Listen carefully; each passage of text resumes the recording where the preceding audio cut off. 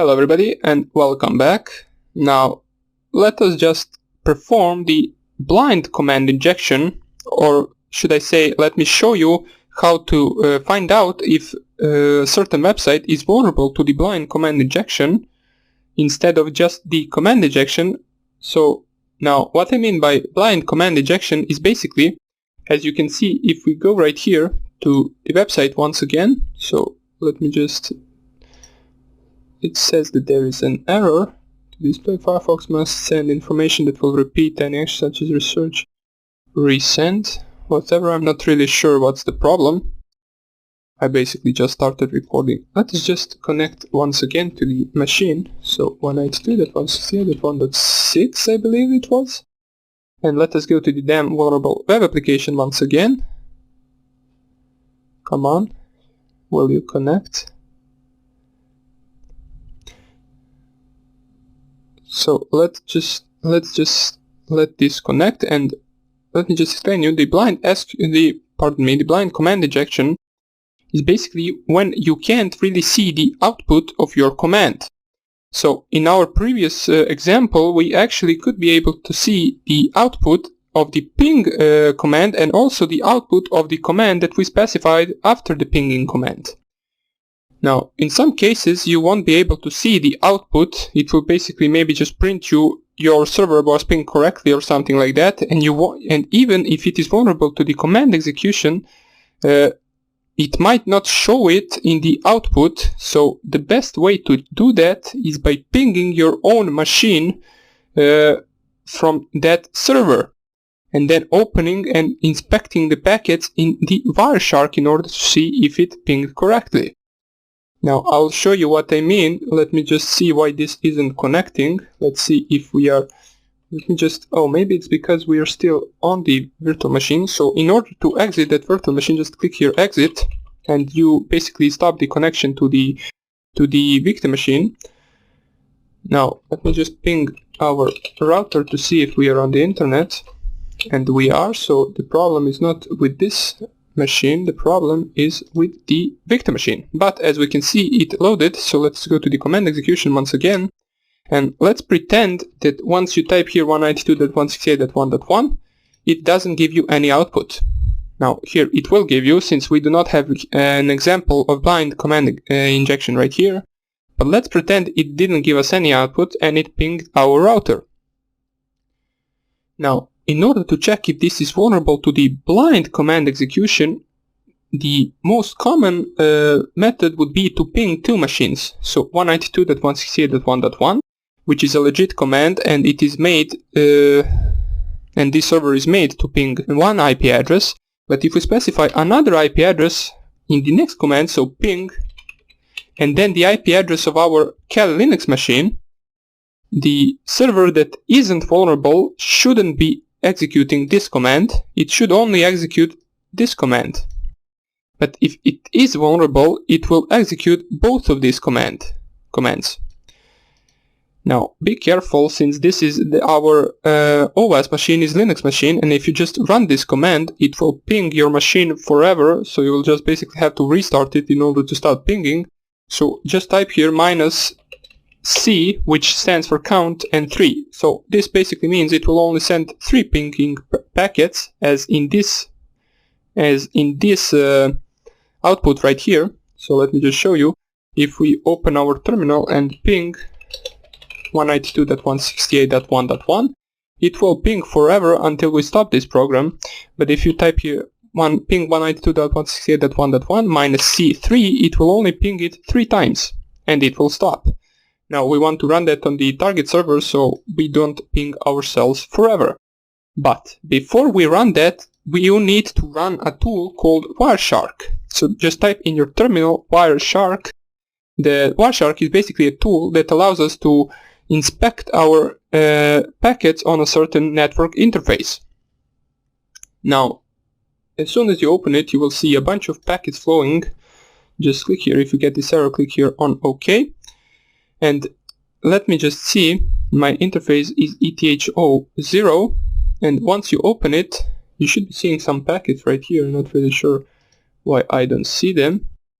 Let's just try by Why doesn't this want to move? Wait, what are you doing? Okay. And here we can see the one packet. Why is there not other packets? So let me just try to ping 192.168.1.1. Oh yes, this is the terminal that I ran my Wireshark in, so this won't work. Let us just open another terminal and try to ping 192.168.1.1. And here we can see a bunch of ICMP packets flowing around, so that is good. This is the pinging packet, as we can see echo ping request and echo ping reply from our router. Now that you opened this and went onto your network interface, which for me was ETHO, now you want to execute this command and basically click here submit. And once this is finished,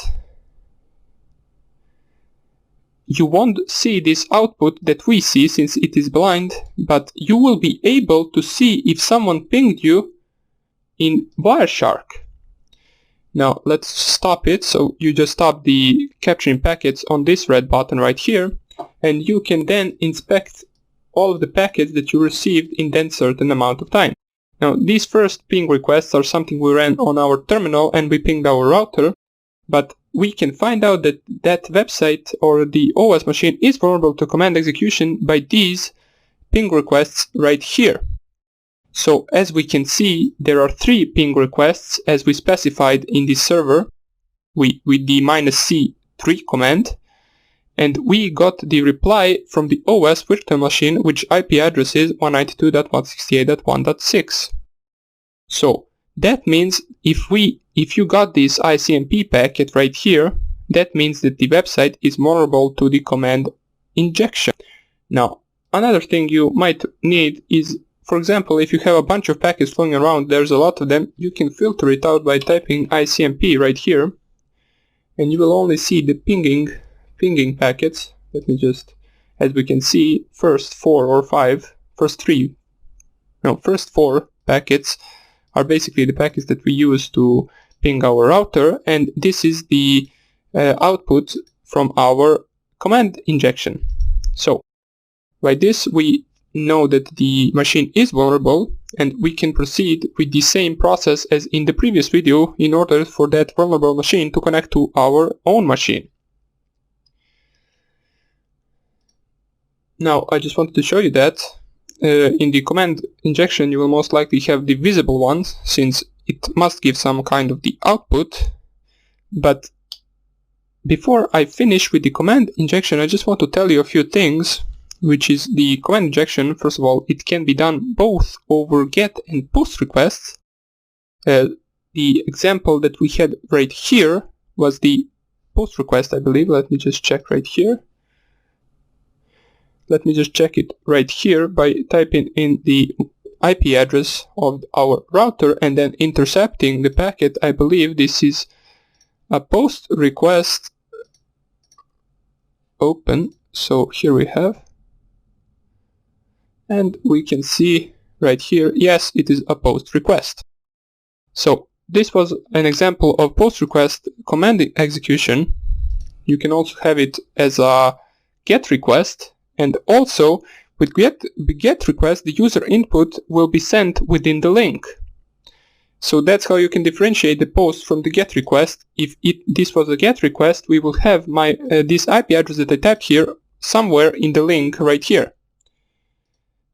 But since this is a POST request, we do not have it. Now, as we saw in the POST request, the IP address was sent within the HTTP body, as we can see right here.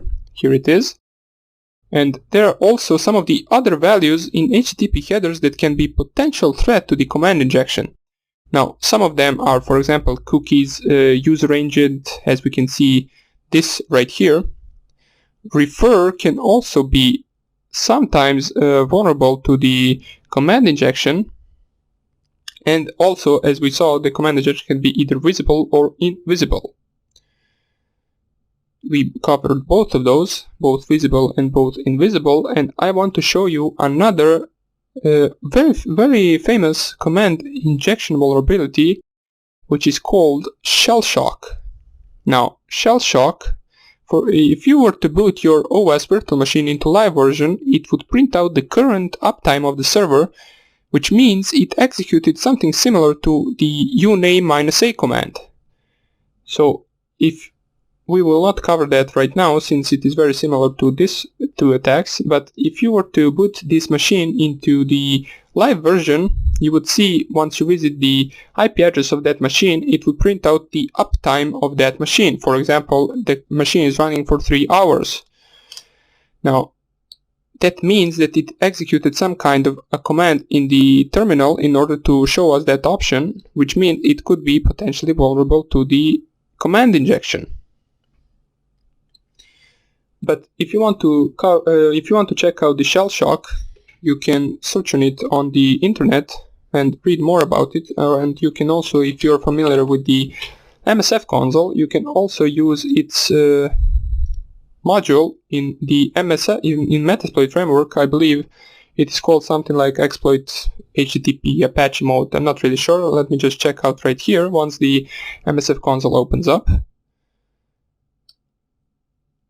That will show you. Now, we didn't cover the Metasploit yet, but just follow up with what I'm doing right now. It shouldn't be that hard to do so. As we will not be exploiting, I will just show you some of the options that Shellshock has, or this module in Metasploit. So we want to use exploit multi HTTP, I believe, and then Apache mode, and then I just tabbed to complete this. So once you use that, you can type here show options, and it will give you some of the options that you need to specify in order to use this vulnerability. As we can see, the vulnerability is CVE 2014-6271. Now, as I told you, the part of the header that it is attacking is the user agent part, so it will send the... Let me just close Wireshark since we don't need it anymore. It will send the vulnerability command, the vulnerable command, to the user agent field in the HTTP header. The method that this uses is get method. We need to specify the rhosts, which is the victim machine, which is in our case our OS machine. You also need to specify the target URI, and you do that by basically just going to the target's IP address once it is booted into live mode. And after you do that, you can also set the target, and you can just type here exploit, and it should run. Now, I didn't specify anything, so this won't run for me. I will just close it right here and close the Metasploit. I just wanted to show you that that exists as well. And that would be basically about all about the command injection. And in the next videos, we will start off with the SQL injection, which is the #1 vulnerability on websites. And if you encounter something, it will probably be the SQL injection. It is very dangerous and very common, especially in the smaller websites, as they do not filter their user input that well. And we will do that, and I will show you all of the practical ways to attack that in the next few lectures. And I hope I see you there, and take care. Bye.